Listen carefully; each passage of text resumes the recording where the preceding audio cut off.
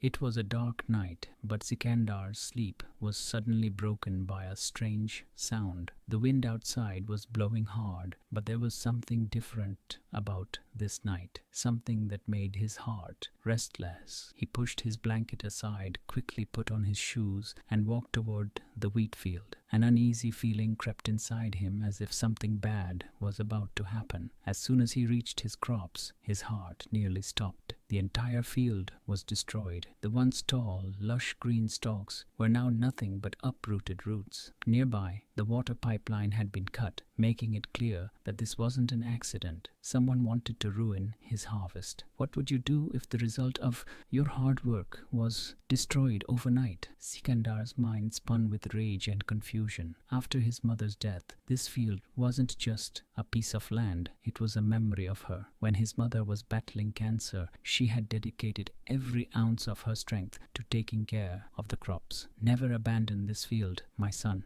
Her last words echoed in his ears, but now everything was reduced to ruins. Within days, Sikandar figured out who was behind all of this. Karen Walker, the new HOA president. But Karen wasn't an ordinary woman. She craved control. Everything had to be under her authority, no matter how much it cost others. She had made it her mission to take down Sikandar's crops, no matter what it took. At first, she used the HOA rules as an excuse. Your crops violate community regulations, she had said to him coldly. You need to remove them. What would you do if someone tried to take away what was rightfully yours? That day, Sikandar refused outright. This field is my mother's legacy. I will never give it up, he said firmly. Karen met his gaze with an icy smile, one that hinted at the storm brewing beneath her calm exterior. Let's see who wins, she whispered. You might think an HOA president should focus only on community rules, but not Karen. She had a goal: to take control of Sikandar's land, and now she was determined to make it happen. The very next day, the HOA board sent Sikandar a notice. If he didn't remove the crops, he would face heavy fines. Sikandar crumpled the notice and stormed off to his field, unaware that this was just the beginning. That night, while inspecting his damaged crops, a faint sound sought his attention. In the distance, a white SUV crept toward his field. Could Karen really go this far?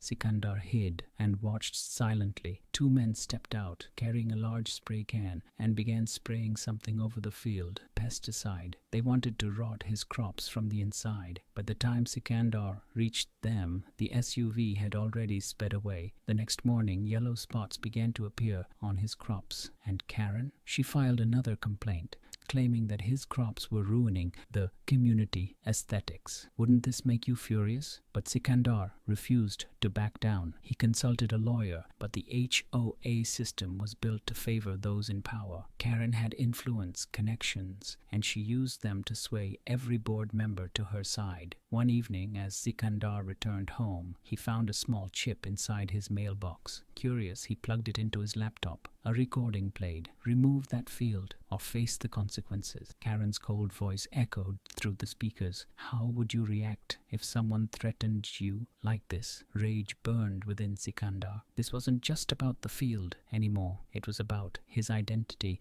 and his mother's memory. But underestimating Karen was a mistake. Her next move was even more dangerous. In a secret HOA meeting, she devised a new plan. If Sikandar didn't remove his crops, they would legally seize his house and land. At this point, Sikandar had no idea that the biggest threat to his life was coming from a hidden angle.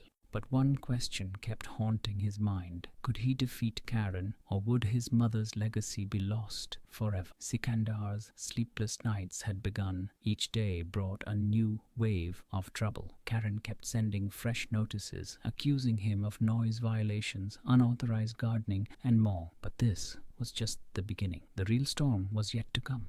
One day, as Sikandar stepped onto his driveway, his eyes fell on a bright red notice. It read, "Final violation warning, property seizure in 30 days. His mind spun in shock. Karen wasn't just making empty threats anymore. She was serious about taking his home. What would you do if everything you worked for was about to be taken away? Sikandar was overwhelmed. His mother's memory, the fruits of his hard work, and now his home, everything was at risk. But was defeating Karen that easy? He decided to fight back. The next day, Sikandar walked into the monthly HOA meeting. Standing in front of Karen's presiding chair, he declared, "You've destroyed my crops. You're after my property, but I won't give up without a fight." The room fell silent, but Karen, she just smiled, a cold, calculated smile, as if another part of her plan had fallen into place. Karen placed her pen on the table and said calmly, "Mr. Sikandar, do you really think I'm the reason for your troubles? These are community rules. You break them and blame me?" Her arrogant attitude was infuriating. Wouldn't that make your blood boil? Among the attendees was David, a new homeowner who had stayed out of Karen's politics until now. Hearing Sikandar's words and seeing Karen's manipulation made him suspicious. That night, as Sikandar stood near his ruined wheat field, a voice startled him. "You need help," it said. It was David. "Karen doesn't just want to control you, she wants to control everyone. I've seen her methods, and they're not fair." Should Sikandar trust a stranger? With limited options left, he decided to take a chance. David's plan was simple: gather evidence of Karen's illegal actions. The next morning, Sikandar and David began collecting proof: CCTV footage, unauthorized orders, and more. But Karen wasn't one to back down quietly. She hit back with a fresh charge against Sikandar for illegal construction on his property. This new accusation only fueled Sikandar's determination. Would Karen really destroy everything he had? The pressure was mounting with every passing day. But then something changed the game entirely. One night, David obtained a secret recording from a private HOA meeting. In it, Karen instructed the board members, "Make his life so miserable that he leaves on his own. What would you do if you had proof like this?" This recording was the weapon Sikandar needed to fight back. But Karen wasn't done playing her cards. She invoked a hidden clause in the HOA bylaws. If a homeowner accumulates 5 or more official violations, the HOA can legally seize their property. Sikandar already had 4 violations. One more,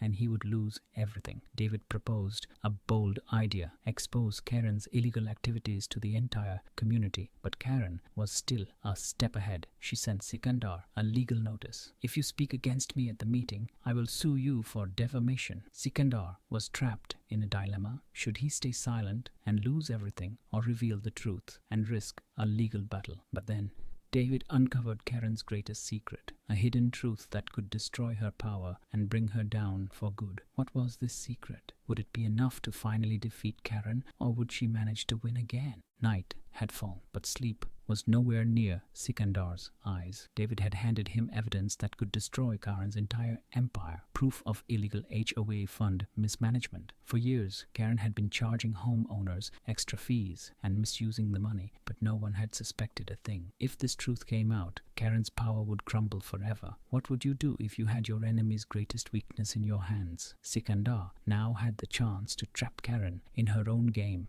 but a single mistake could ruin everything. The next morning, Sikandar and David devised a plan. They submitted an application to call for an emergency HOA meeting. Karen had to know about it, but only as a surprise attack. The meeting's agenda was simple: community financial audit and policy review. But Karen wasn't an easy target. She had already started her counter move. A new legal notice arrived, threatening Sikandar with a $50,000 defamation lawsuit if he damaged the HOA's reputation. Would you still fight after such a threat? Sikandar now faced 2 choices: walk away and suffer in silence, or defeat Karen on her own turf. He chose the second. The day of the emergency meeting arrived. The community hall was packed with homeowners. Karen stood on the stage with her usual arrogance. Her body language was clear. She believed no one could touch her. As the meeting began, Karen tried to flex her power. "Sikandar has always broken our rules. I've only ever worked for the community's best interests." But then David stood up.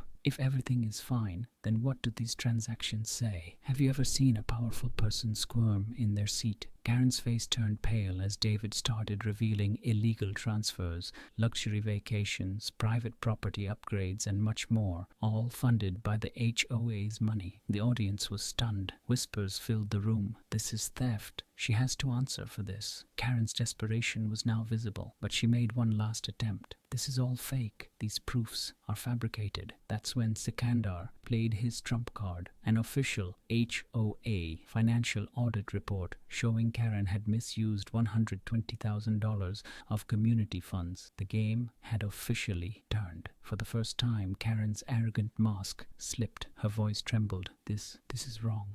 I will fix everything. Do you think Karen can escape this? But Sikandar wasn't done. He revealed one more piece of evidence, a secret email from Karen pressuring the HOA board to remove him at any cost. Karen's empire was on the verge of collapse, but there was one last twist. Karen played her final card, emotional manipulation. I've always stood for this community. If you remove me today, everything will fall apart. Have you ever met people who justify their mistakes instead of owning them? But the community wasn't buying it this time. An angry homeowner shouted, "We want you to resign and account for every penny." Karen's face turned ghostly pale. This time she had no backup plan. But when you bring down a powerful person, do they ever let you live in peace? Karen delivered a chilling threat. You'll pay a heavy price for what you've done. What do you think? Is the story over, or is the real battle just beginning? Sikandar thought he had won, but he had no idea that Karen's real revenge was only about to begin. Sikandar thought Karen's game was over, but he didn't know that people like Karen never give up easily. After the emergency meeting, everything seemed fine for a few days. Community members openly spoke against Karen, and the HOA board was under pressure to remove her from her position. But one night, while inspecting his wheat field, Sikandar noticed something strange. A large portion of his crop had been deliberately destroyed. There were deep marks left by a lawnmower everywhere. This wasn't a simple case of vandalism. It was personal. What would you do if someone destroyed your hard work like this? Only one name came to Sikandar's mind: Karen. His anger was at its peak, but David tried to calm him down. "If we do something reckless out of anger, she will use it against us," David warned.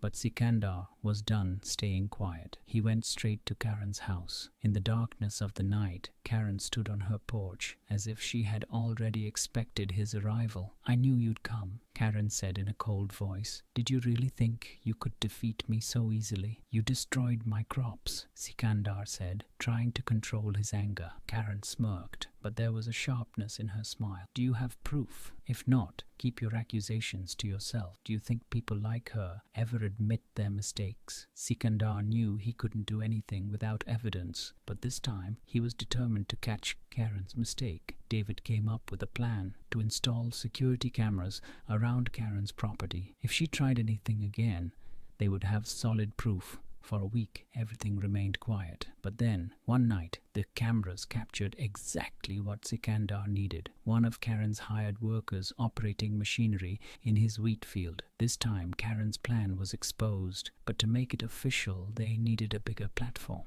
The final HOA disciplinary meeting. This meeting would decide whether Karen would be permanently removed from the board. On the day of the meeting, Karen arrived with her usual arrogance, unaware that Sikandar had everything he needed to bring her down. When David presented the camera footage to the board, the entire meeting hall fell silent. Karen was trapped in her own scheme. "Do you think people like her apologize when they're caught?" Karen finally showed her true colors. "Kicking me out won't get you anything. I'll destroy every one of you." Her rage was the clearest proof of her defeat. The HOA board's decision was clear. Karen was removed from her position, and legal action was recommended against her. Sikandar didn't just get his revenge, he freed his community from a tyrant. But the story wasn't over yet. As Karen left the meeting, she turned to Sikandar and said softly, "This isn't over. What would you do if your enemy's hatred still burned strong?" But this time, Sikandar wasn't afraid of any threats. He knew that with truth and evidence on his side, no one like Karen could ever harm him again. And as he returned to his wheat field, he felt a deep sense of satisfaction. This wasn't just a crop. It was proof of his hard work, and now no one could destroy it. Morale: sometimes the greatest victory isn't just about winning, it's about standing firm in your truth, no matter how powerful your enemy may seem.